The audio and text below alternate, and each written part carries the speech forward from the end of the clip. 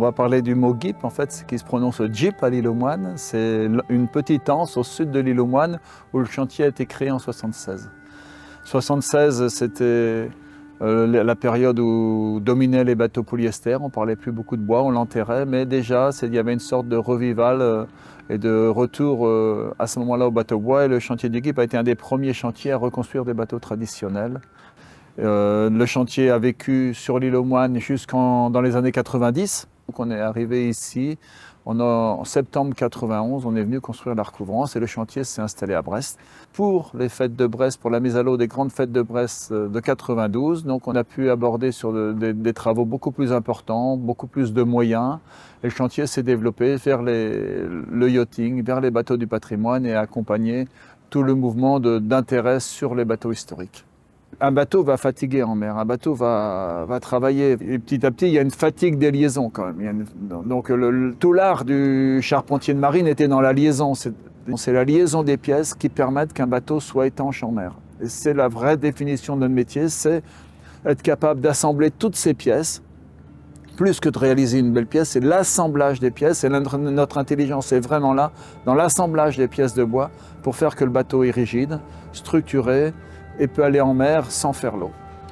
Les bois intéressants pour la charpente maritime, c'est complexe parce que c'est en dehors des habitudes et des habitudes actuelles. Maintenant, on va trouver du bois en 4 mètres, en 6 mètres, ça va correspondre à un montant de porte, des choses comme ça.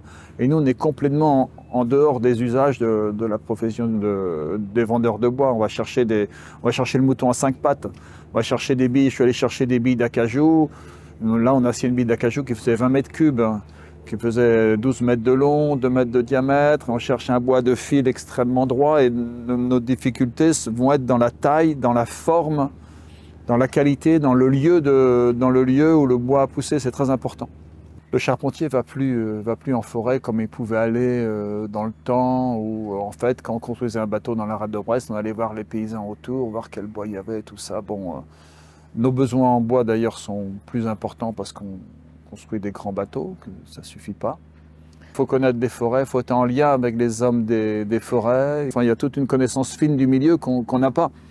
Bon, avec Thierry Julio, c'est une vraie amitié professionnelle, on partage cette passion du bois. Et c'est un peu notre bras armé en forêt. On a besoin de lui et en fait, on l'appelle. Quand on a besoin de bois, on l'appelle. On dit « Allô Thierry, bah, écoute, il me faut une quille ».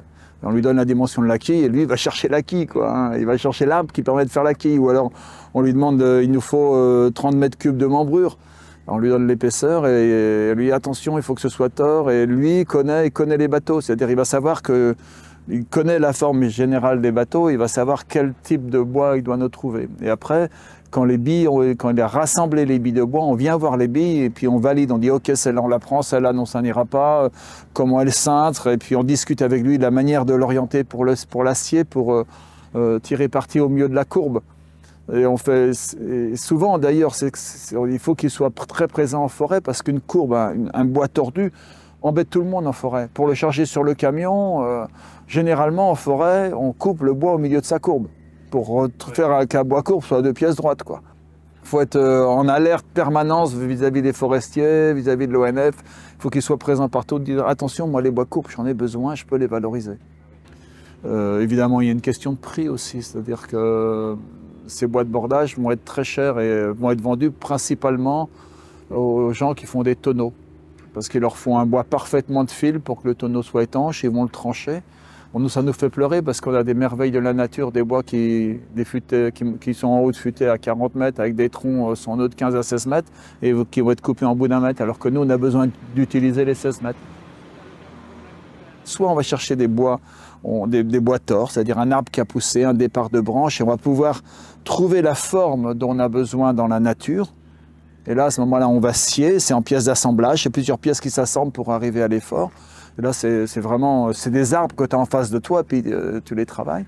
Soit tu utilises une technique qu'on utilise, qui est très ancienne, qui est de tordre les bois à la chaleur. Et il y a 2 techniques. Dans le temps, ils le faisaient au feu. Maintenant, de manière plus pratique, on le fait avec de la vapeur. C'est-à-dire qu'on va mettre les bois, la pièce, une fois que tu l'as débitée, tu la mets dans une étuve, tu mets dans une caisse en bois adaptée. et tu amènes de la vapeur très chaude dedans et tu vas faire cuire ton bois pendant 2 ou 3 heures, de manière que la chaleur aille vraiment au cœur du bois et qu'il soit bien extrêmement chaud. Et ensuite, tu sors le bois et tu as quelques minutes pour le mettre en place. C'est-à-dire tu as prévu avant tous tes systèmes de fixation, toutes tes cales, comment ça va se passer. Tu y as beaucoup réfléchi parce que tu as très peu de temps à y consacrer. Et tu vas former le bois et l'amener à sa place. Donc sur le mutin, par exemple, on a mis ce qu'on appelle les sarbocaires. C'est des pièces qui vont à l'avant, donc ils sont relativement cintrées parce que le bateau est fort de l'avant, qui font 11 cm d'épais, 30 cm de haut. Évidemment, tu vas pousser ça à froid, tu vas réussir à prendre 1 cm de cintre, un peu plus.